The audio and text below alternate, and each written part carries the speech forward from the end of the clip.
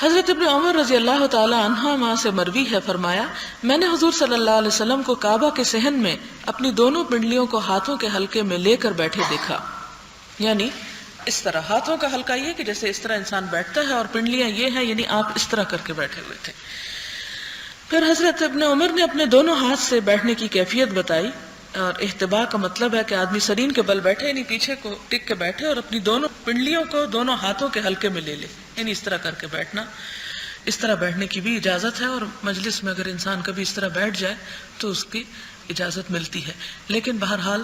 علم کی مجلس میں نہیں،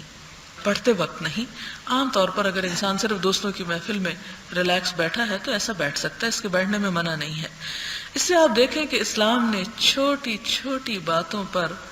کس قدر واضح تعلیمات دی ہیں، یعنی بیٹھنے کے بھی مختلف طریقوں پر بھی بات کی گئی ہے، یعنی صرف بیٹھنا ہی کیا، بیٹھنے میں کس کس طریقے سے بیٹھا جا سکتا ہے، کس کس طریقے پہ لیٹا جائے، کیسے اٹھا جائے، وہ سارے اخلاق اور ایٹیکیٹس 1400 سال پہلے سکھا دیے گئے۔ اسی حدیث کا اگلا حصہ، اور جب میں نے حضور صلی اللہ علیہ وسلم کے بیٹھنے میں خشوع دیکھا تو میں خوف سے کانپ اٹھی۔ یہ حضرت قیلہ بنت مخرمہ کی روایت ہے کہ میں نے حضور صلی اللہ علیہ وسلم کو دیکھا کہ اپنی دونوں پنڈلیوں کو دونوں ہاتھوں کے حلقے میں لے کر بیٹھے تھے، اور جب میں نے آپ صلی اللہ علیہ وسلم کے بیٹھنے میں خشوع دیکھا، یعنی عاجزی دیکھی، اور اللہ تعالیٰ کو یاد کرتے ہوئے دیکھا تو میں خوف سے کانپ اٹھی۔ یعنی آپ کا سٹائل جو تھا وہ پھر بھی غافلانہ سٹائل نہیں تھا کہ جس میں غفلت پائی جاتی ہو۔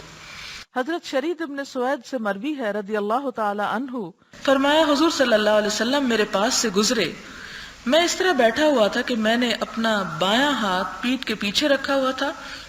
اور میں ہاتھ کی پشت پر ٹیک لگائے ہوئے تھا، تو آپ نے فرمایا کیا تم ان لوگوں کی طرح بیٹھتے ہو جن پر اللہ تعالیٰ کا غضب ہوا؟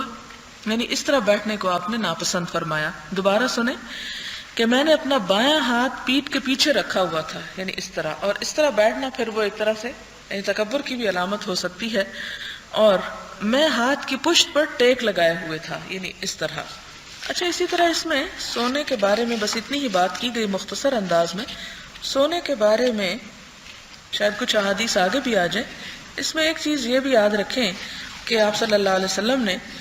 7 سال کی عمر میں بچوں کو نماز پڑھنے کا حکم دیا، اور اس کے بعد ان کے بستروں کو الگ کرنے کا حکم دیا، اور اس بات سے بھی منع کیا کہ نوجوان لوگ جو ہیں وہ آپس میں ایک دوسرے کے ساتھ مل کے اکٹھے نہ سوئیں۔ اس چیز کو بھی ناپسند کیا گیا، یعنی بچوں تک کو پھر الگ سلانے کا حکم ہے، اور اسی طرح بڑوں کے لیے بھی۔